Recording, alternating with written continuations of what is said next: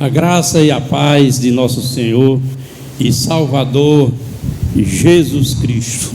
Amém. Glória a Deus. Quem está aqui com o coração aqui? Sabe, irmão, às vezes nós estamos em algum lugar, mas na verdade nós não gostaríamos de estar ali.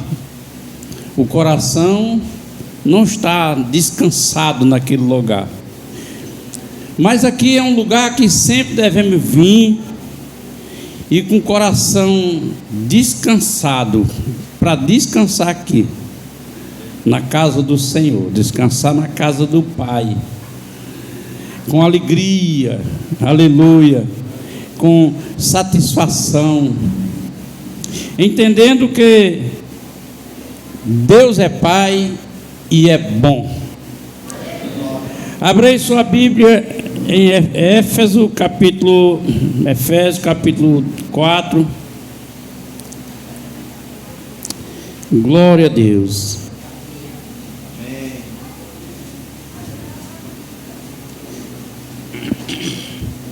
Efésios capítulo 4. Nós vamos nessa noite, nessa cerimônia de culto de Santa Ceia, vamos aprender alguma coisa a respeito a nós. Glória a Deus. Porque eu sei, irmão, que há muito cristão que não tem noção para que foi chamado. Até porque nós vivemos um tempo onde a exposição do Evangelho e a fé do Evangelho não está focalizado no propósito de Deus, mas está focalizado no propósito do homem, no interesse humano. E por essa razão muitos não têm conhecimento. Para que eu fui chamado? Porque eu sou crente. O que é que eu estou fazendo aqui? Por que é que eu tenho que vir para cá? São questões que a gente tem que aprender para ter a convicção.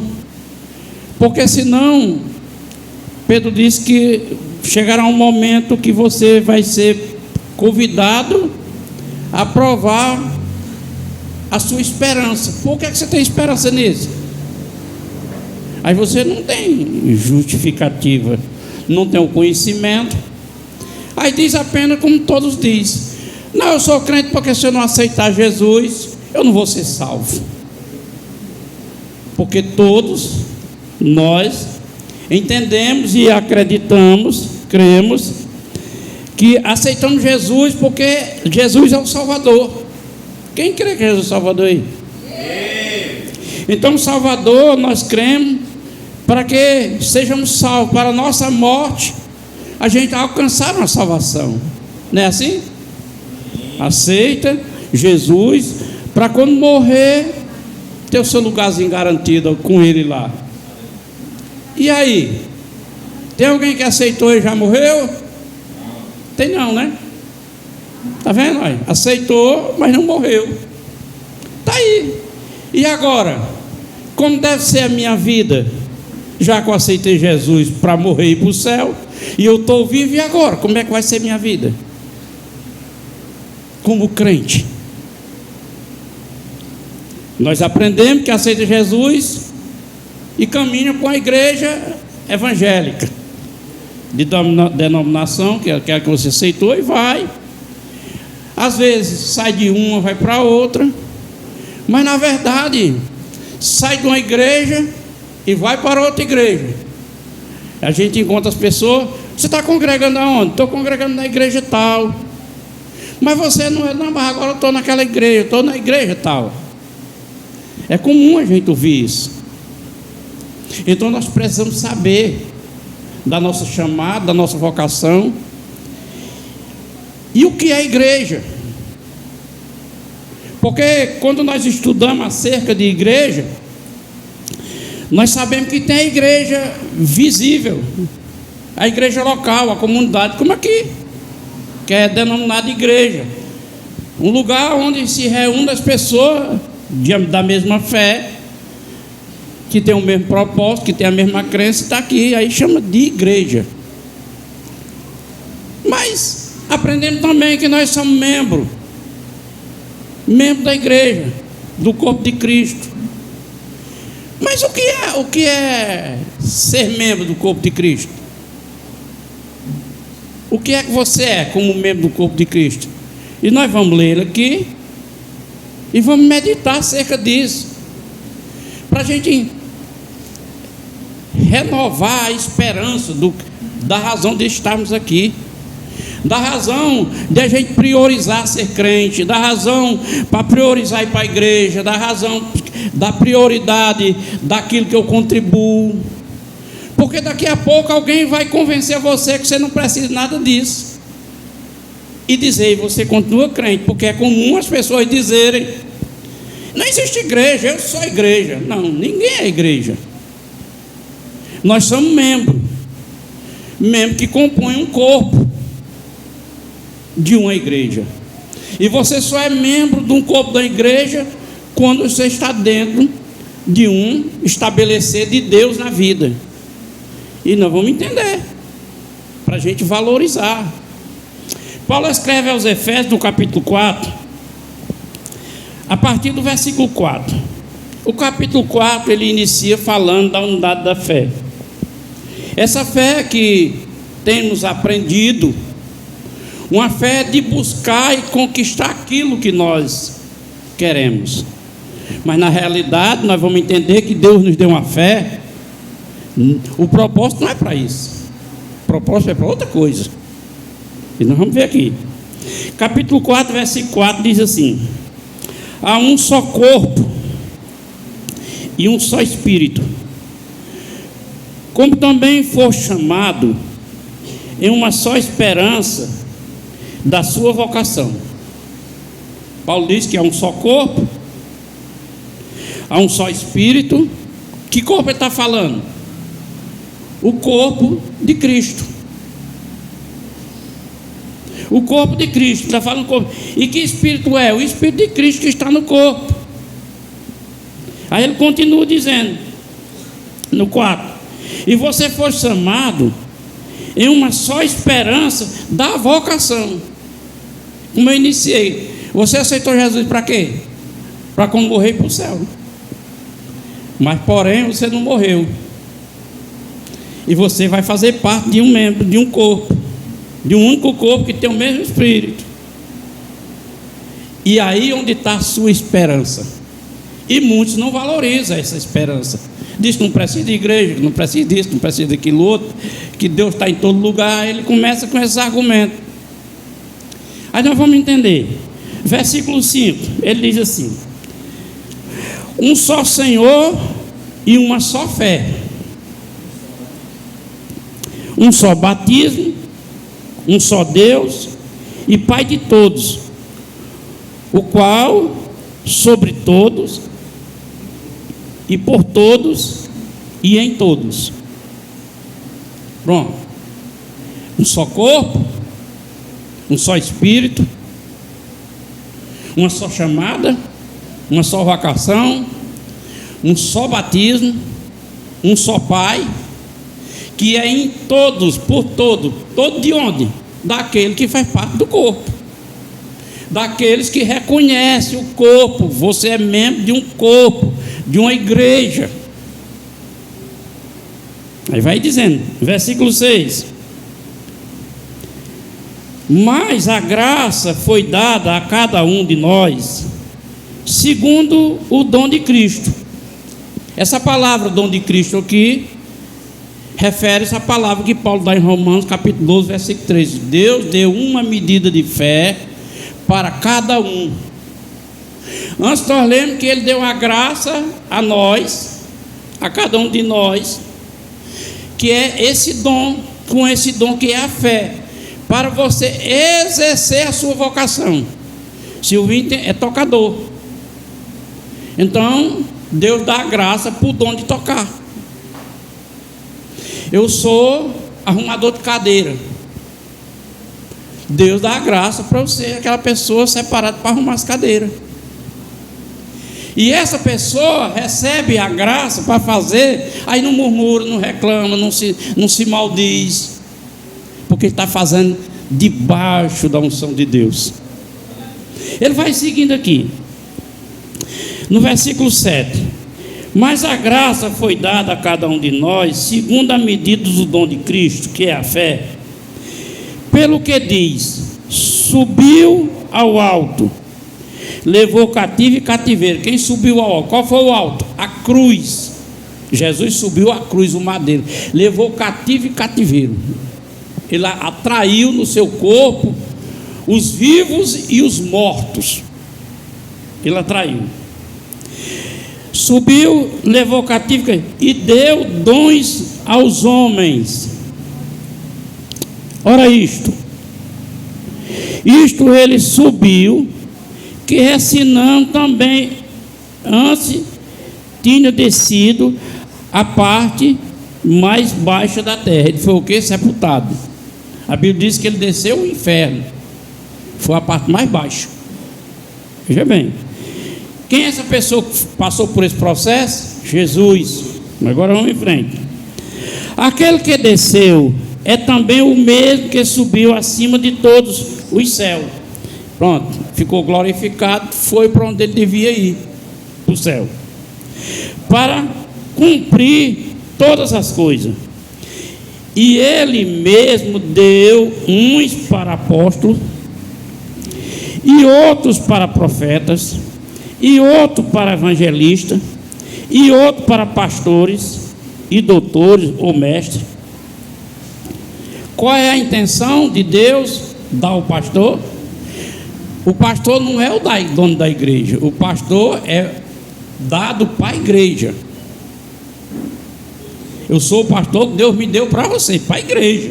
Eu não sou dono da igreja, não sou dono eu costumo dizer, sou dono de vocês não.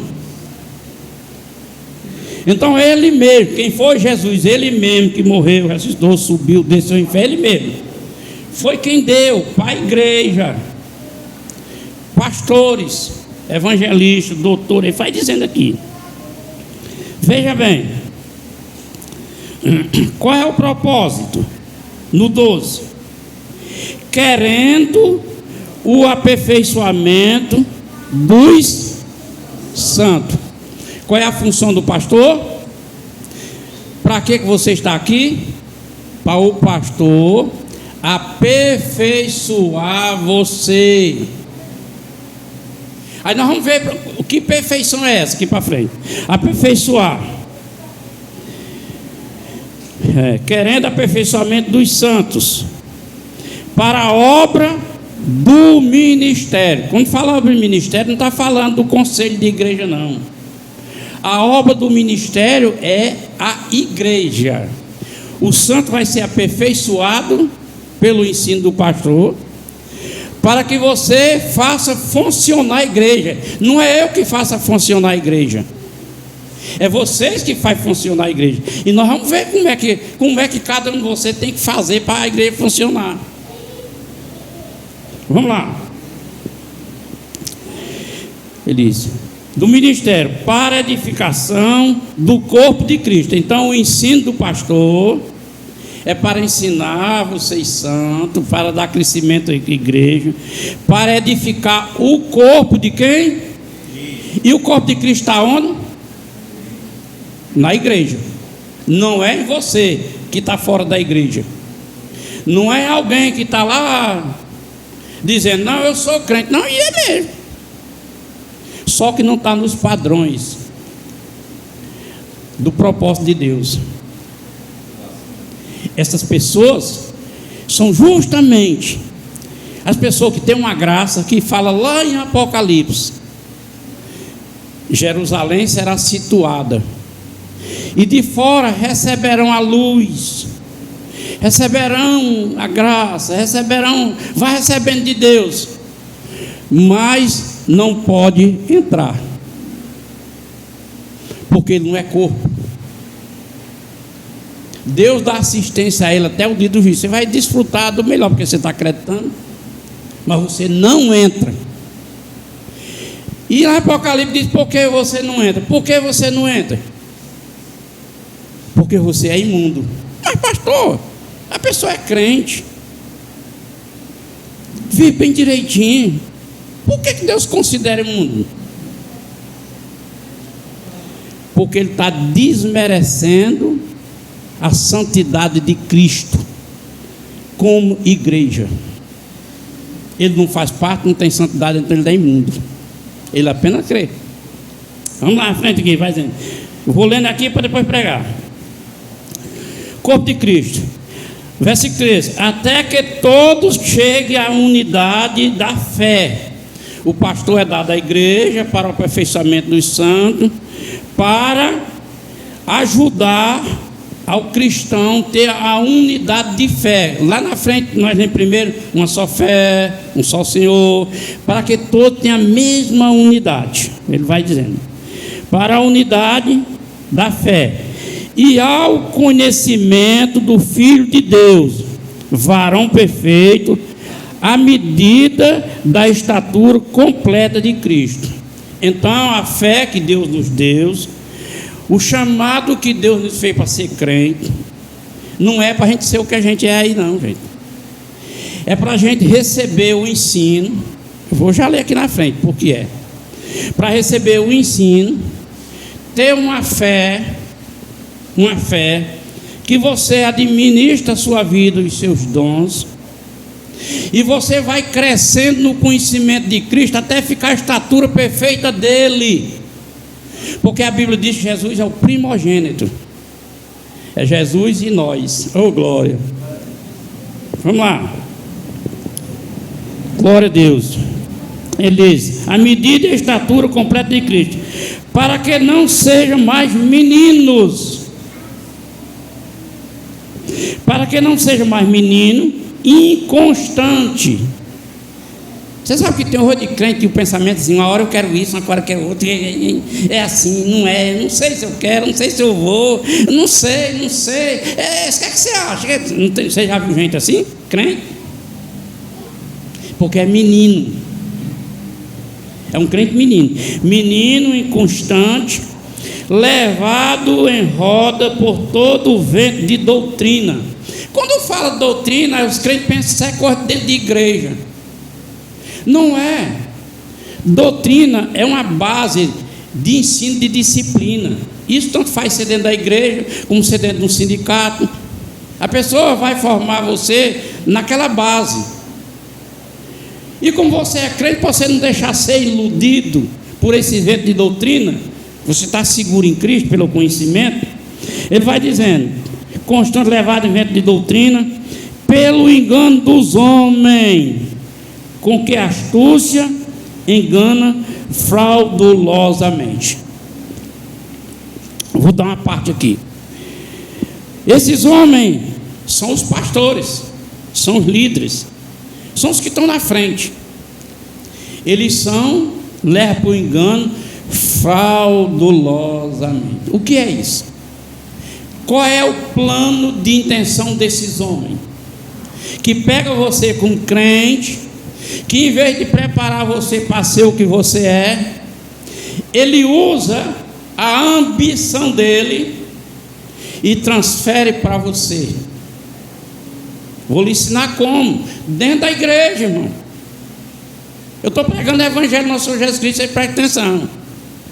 Quando eu me converti, qual é a ambição de um novo convertido?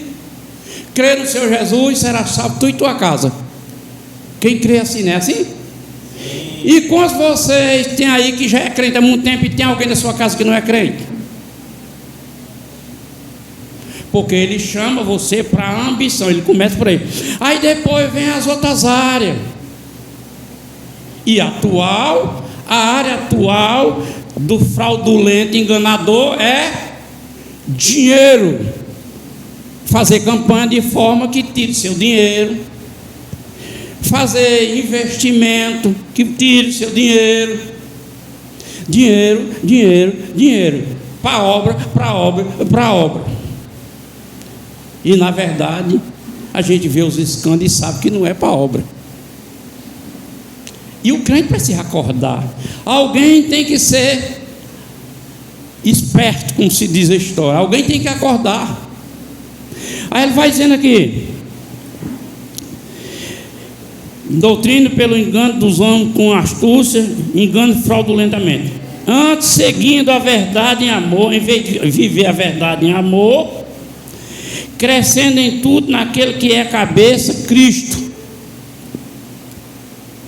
do qual todo o corpo bem ajustado, ligado pelo auxílio de todas as juntas, segundo a junta operação, segundo a justa operação de cada parte, faz o aumento do corpo para a sua edificação e amor. Pai, em nome de Jesus, me ajude, Espírito Santo, ser prático e que haja esclarecimento, em nome de Jesus. Amém. Pode sentar e aplaudir Jesus. Bom, eu traduzi assim por cima o que o apóstolo Paulo escreveu. E agora nós vamos colocar o nosso coração à disposição de Deus. E também nos colocar a nós mesmos, no sentido de ter boa vontade de querer ser o que Deus quer que eu seja. Porque Deus não obriga, Deus convida. Abrir o coração para eu ser aquilo que Deus quer que eu seja. Então, a função pastoral, para ensinar a igreja do Senhor Jesus, para que ela não seja menina, quer dizer, ela tenha amadurecimento. Um crente maduro, um crente que é maduro, ele é racional e tem uma fé em Cristo. Ele tem as suas convicções. Ele tem a convicção. Por que ele tem a convicção? Porque pelo conhecimento de Cristo. O pastor vai ensinar ele a ter conhecimento. Mas estou ensinando para os irmãos aqui. Então ele torna-se um crente maduro. E esse crente maduro, ele começa a receber a forma de Cristo. Quer dizer, a estatura. Ele começa a pegar a estatura de Cristo. E a estatura de Cristo é a estatura do amor, da misericórdia, da generosidade.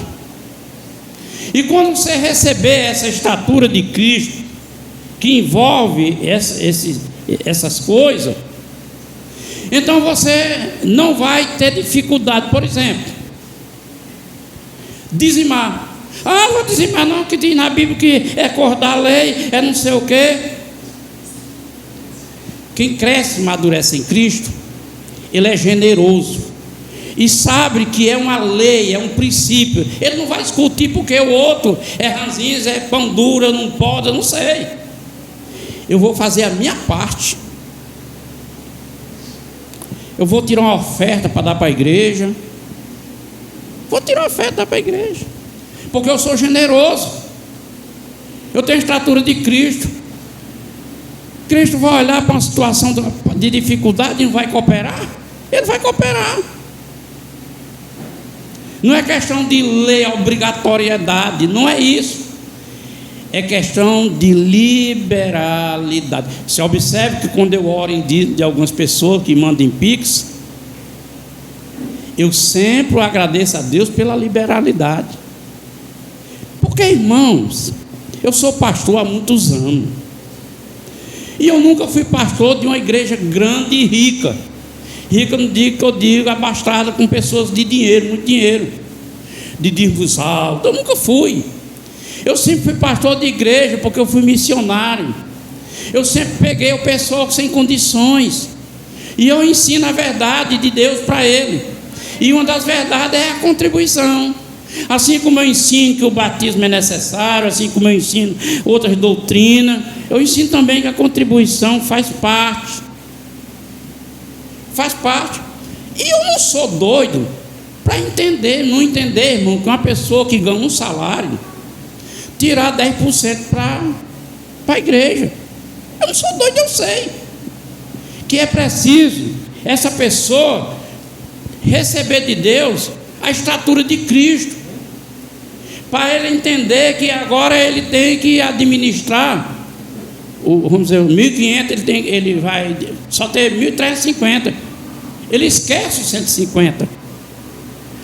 Ele tem a estatura de Cristo e sabe que aquilo ali é um princípio de Deus, e ele nem discute. Então, peraí, eu lido com 1.500, mas agora eu sou crente, peguei a estatura de Cristo, não tem discussão, ninguém me convence. Então eu vou ser generoso, eu sou liberal, porque é assim que Deus me quer. Aí agora eu vou aprender a lidar com 1.350. Mas se você não aceitar Jesus, ou aceitar Jesus, e não houver o interesse de mudança, pelo que as Escrituras diz, você jamais vai ser generoso ou compreensivo, porque a necessidade faz você entender: não vou dar não, porque não está dando, esse aqui não está dando. Em vez de você se organizar, não vou dar. É mais fácil dizer não do que dar uma desculpa. Não. Pronto. Então ele diz que é para você não ser mais menino, você crescer, amadurecer, começar a receber a estatura de Cristo. E a Bíblia está dizendo que Deus lhe dá a graça para você desenvolver o seu dom, o dom do serviço, o dom do evangelismo, o dom de cantar, o dom da bateria, o dom da misericórdia, da generosidade. Deus vai dar graça. Ele está dizendo que dá a graça e dá a fé. Aí onde vem a resposta de Deus. Ele dá a graça, você obedece, entra na estatura de Cristo, e Deus começa a responder. A igreja, Paulo está afirmando que o pastor vai ensinar a você a desenvolver isso, a sua vocação na igreja. O que é isso? Quando eu me converti, era muito comum se ouvir dizer: ovelha gera ovelha. É isso aqui, irmão. 1, 2, 3, 4, 5, 6, 7, 10, mesmo, um pouquinho, 10 pessoas. O Senhor me promete graça, me dê a fé, me dê o dom, eu vou orar, eu vou evangelizar. Aquela pessoa ali, olha, que não é crente. Pai, não Jesus, aquela pessoa ali, eu quero levar ela, mas ela é dificultosa. E Deus vai dando a graça, vai dando a fé, você vai orando e vai evangelizando, vai chegando, se aproximando. E o evangelismo desse dom, dessa graça, às vezes entra o serviço. Você sabe qual é o primeiro passo de um missionário num campo? É servir. Missionário não chega na casa. Eu cheguei aqui na Taperinha, estava a irmã Creuza, irmã Dé, irmã Raimunda, ali, num campinho aqui, num terreno que de Zeca cercado, muito carrapicho, apanhando um restinho de folha de algodão, de feijão. Bom dia pessoal, ele nem me conhecia, eu entrei logo para dentro do cercado, as calças cheias de carrapicho, e já fui. E eu disse: vamos desbuiar que eu quero levar o meu. Fui logo brincando. Eu fui ajudar. Eu fui entreter com ele ali. Falei nada de Jesus não. Aí a primeira coisa Quando eles conheceram que eu era crente, que aqui já tinha andado dos crentes, disse: rapaz, mas que crente diferente. Porque os outros crentes que andavam aqui, olha, você não é crente não, é que tu vai para o inferno. Olha só a diferença. Porque não é assim lá em Atos dos Apóstolos. O povo olhava aqueles discípulos, aqueles crentes, e eles se agradavam. Eles se agradavam dele, e Deus salvava e trazia para dentro da igreja. Aleluia. Então o pastor ensina, Deus dá a graça e a vocação, e você começa a desenvolver. Não é preciso. Ei, pastor, lá perto lá de casa tem uma pessoa que está com uns problemas. Não precisa me chamar não. A graça, a medida de fé e de graça é dada a cada um. O pastor é chamado e recebe uma unção. Você sabe por que é que nós recebemos a unção? Você sabe por que é que nós recebemos a honra, o reconhecimento? É porque de vocês não é cobrado. É cobrado é de mim. Você pensa que no meu erro vocês pagam? Neca de capim de vidro. Quem paga é eu. A quem mais é dado, mais é cobrado. Não é vocês não, é eu. Aleluia. Então você como igreja tem a sua vocação, tem a graça, tem a fé. Deus está te dando a unção. Não é para chegar lá no meu nome não. Se você chegar no meu nome, se for uma pessoa endemoniada, o demônio vai se embora não. Você vai lá. Você. Bom dia, eu estou sabendo disso assim. Não, eu vim aqui em nome do Senhor Jesus Cristo. Eu sou crente do Senhor Jesus, sou embaixador de Cristo, eu tenho a palavra, eu sei orar, Deus me... Aí você faz a propaganda. Se pabuleja, do jeito que você quiser. Deixa eu orar. Creia que você... Aí você diz, creia que você vai ficar bom.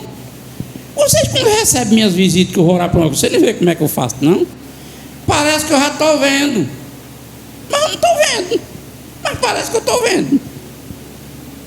Aleluia. Aí vocês começam a fazer isso.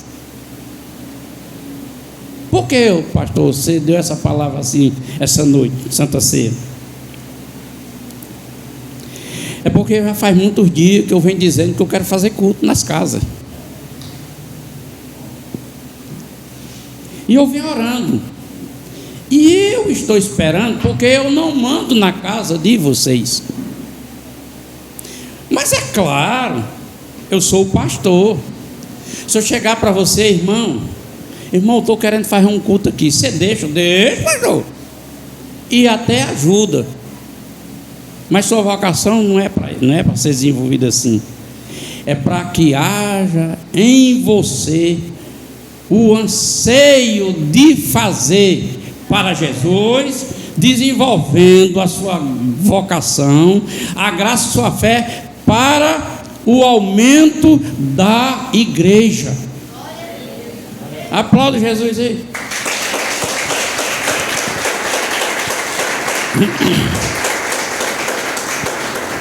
Para que não seja menino inconstante, levado por vento de doutrina, por os homens enganadores. Como eu disse, eu nasci num tempo,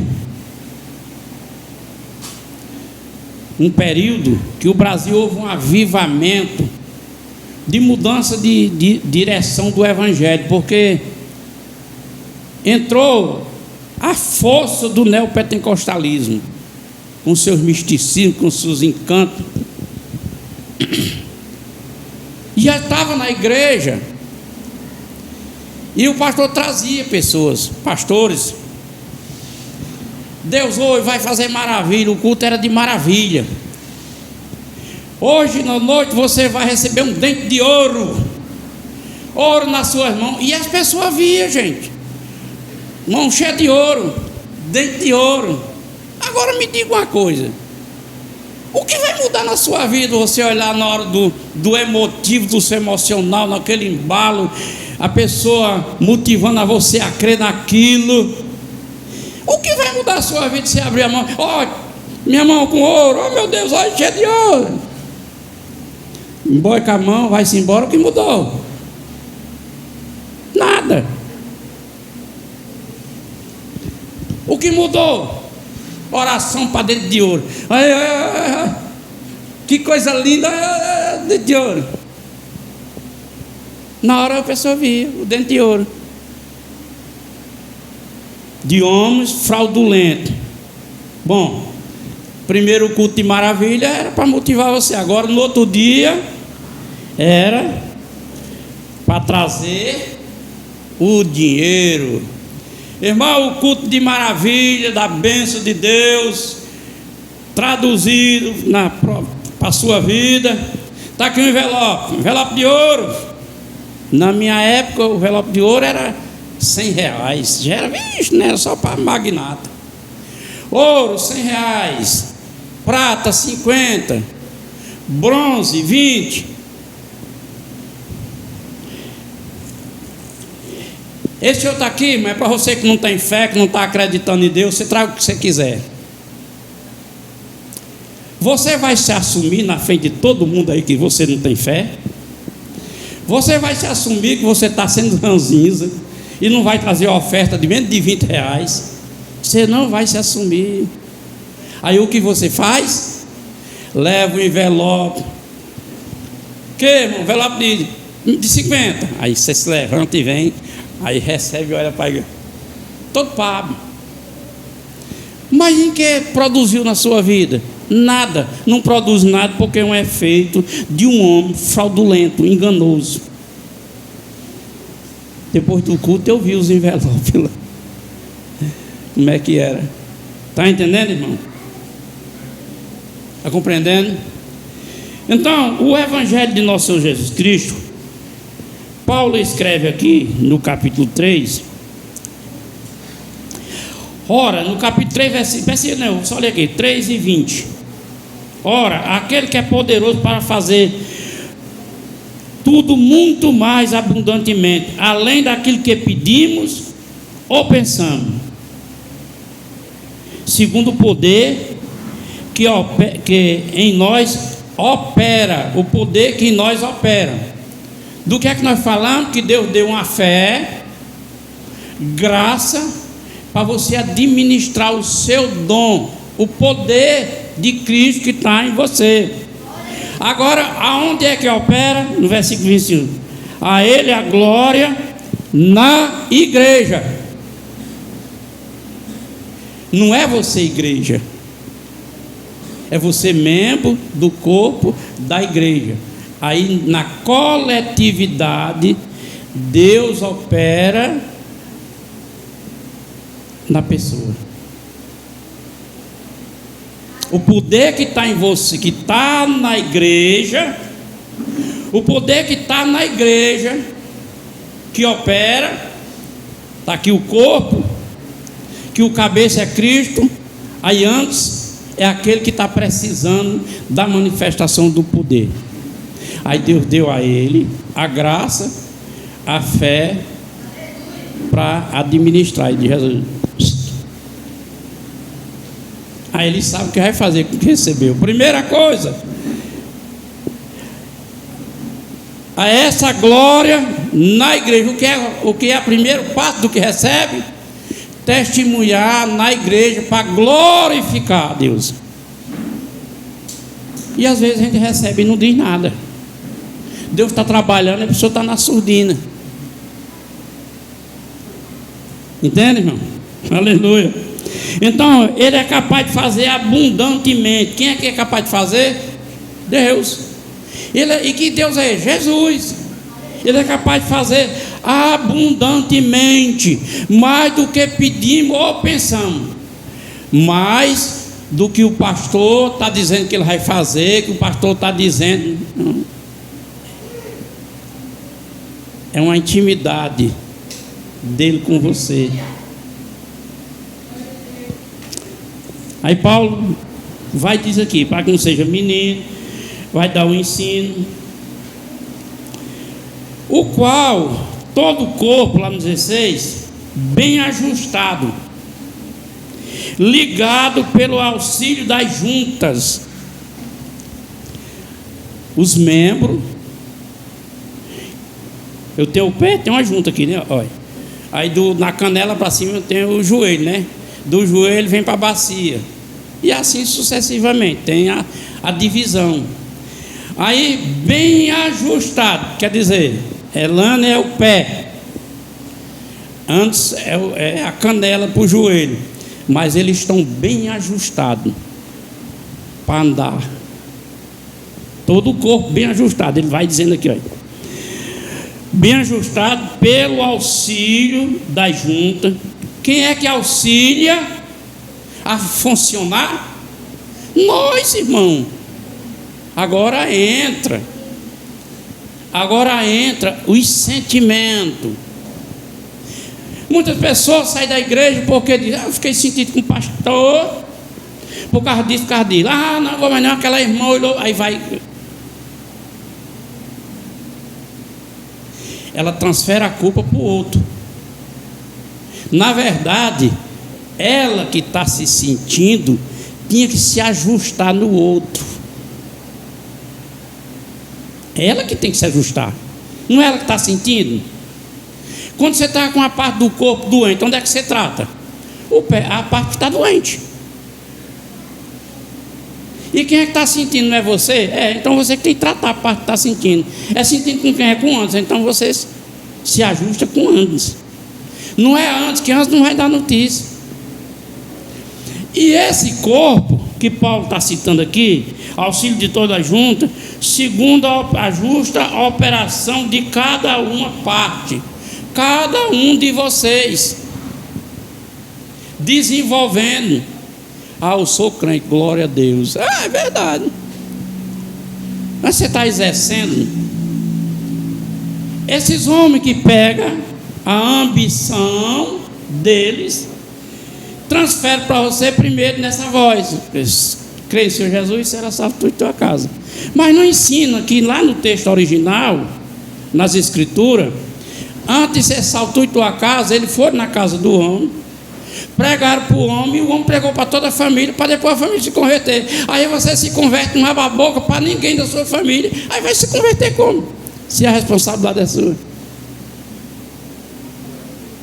Aí ele diz assim, olha, o aumento para fazer parte, o aumento do corpo, a igreja aumentar, para edificação em amor. Bom, como eu falei que entra o sentimento, a igreja, irmão, é formada por imperfeitos e por fingidos. Desculpe, viu, irmão? Imperfeitos e fingidos. Nós, seres humanos, é capaz de passar, não está bem. Se eu tiver amizade com ela, meu irmão, como é que está? Ô, minha irmã, ore por mim. Mas se for um aqui agora, não é? Meu cara. Não, só que faltava você que montou para aquela ali. De jeito nenhum. Finge que está bem, sem estar bem. Aleluia. Então a igreja é formada de pessoas imperfeitas. Todos nós imperfeitos. Porém, Deus nos capacitou para que nós se ajuste. Porque nós somos família. Tem alguém na sua família que é trabalhoso? Se tem. Aí. Mas não é sua família? Uma família tem uma casa de família, tem um filho mais rebelde, mais trabalhoso que o outro, não tem, e ele deixa de ser filho? Não deixa. Ele é filho. Aqui está a família de Deus, cada um com as suas imperfeições, cada uma com as suas limitações, mas todos, diz Paulo, que Deus está em tudo e em todos. Então, se você não muda, não é porque Deus não está em você. Você não muda porque você não quer obedecer a Deus. Ninguém gosta de evangelho assim, gente. Evangelho, o cabo quer vir para a igreja, eu quero receber uma bênção, papai. É justamente o que o Evangelho do Brasil ensina, gente. Fazer você se ambicionar por coisa que você não consegue. Se você for pôr na sua consciência a mão e fazer uma reprise, tem tanta coisa que você orou, pediu, porque recebeu como uma promessa, e o tempo se passou e não aconteceu, você já nem ora mais. Tem alguém assim aí? Ora como tem.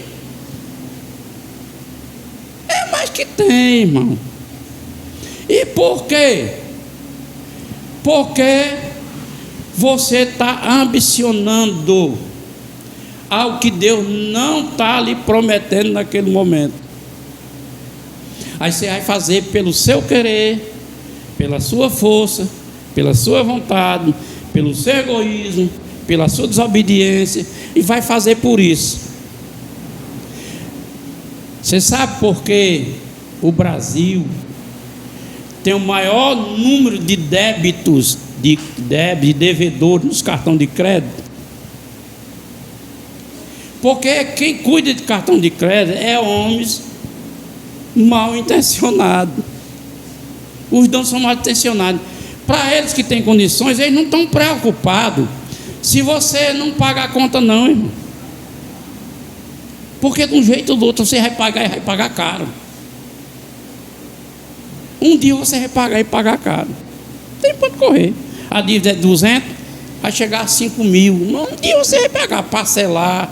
Chega um ponto, aí eles botam alguém para encher sua paciência. Quero falar com o seu Epitácio. Acaba, desliga. Quero falar com o seu Epitácio. Acaba, desliga. Quero falar com o seu Epitácio. Acaba, desliga. Quero falar com o seu Epitácio.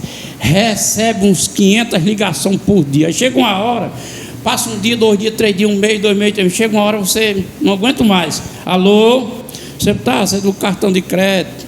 Você está com a dívida. Quer saber quais as possibilidades? Tem uma promoção para você pagar essa conta. Sua dívida é 1.000, mas você vai pagar apenas com 500. E esse 500, às vezes, irmão, é tão dificultoso, mas você nessa hora você está com vontade de pagar, que você já está tão aborrecido, aí vai dar um jeito para pagar. É desse jeito, irmão. Então, Paulo está falando que esses homens de engano, fraudulento, eles pegam as ambições dele e lançam para você. A arrecadação da igreja evangélica brasileira não é dízimo, não é as ofertas tradicionais, são apelos financeiros. Pegar do texto, dai e será dado. Dê uma medida e você vai receber transbordante. Melhor dar do que receber. E a Bíblia diz isso. Mas a intenção é outra. Poucos têm coragem de fazer como eu faço. Irmão, eu vou fazer com uma campanha, porque vocês não estão dando oferta porque eu quero. Vou fazer uma campanha aqui para vocês me dar um dinheiro para resolver o que eu quero resolver. Vocês lembram que eu fiz uma campanha e eu disse isso, ou já esqueceram? Aí tem alguém que se lembra. Irmão, eu vou fazer essa campanha. Não vai pensar, mas Deus vai lhe abençoar. Vou fazer porque vocês não estão trazendo a oferta, irmão. Eu estou aperreado, eu quero um dinheiro. Então eu vou fazer a campanha. Quem é que vai dizer isso? Eles vão dizer assim: campanha de tal, e você traga que eu vou orar para Deus lhe dar o dobro, o triplo. Cara, se você está precisando de 10, vai receber 30, dou na hora. Aí nem tem, nem recebe. Isso aí é como muitas profecias dadas no meio da igreja.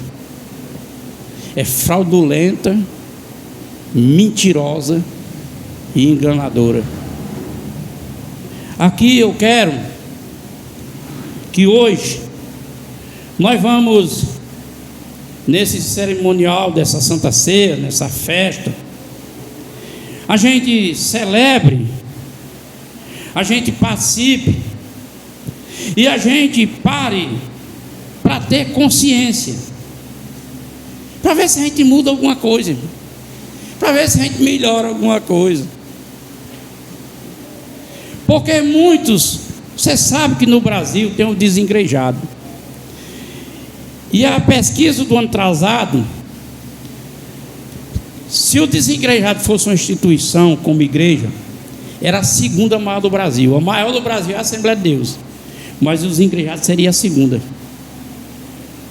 de pessoas que estão assim. Mas também tem muitos que não estão desengrejado, está dentro da igreja, mas não tem noção. Ele está ali servindo ao Senhor daquele jeito ali. E Deus quer o melhor para nós, e Ele tem o melhor para nós.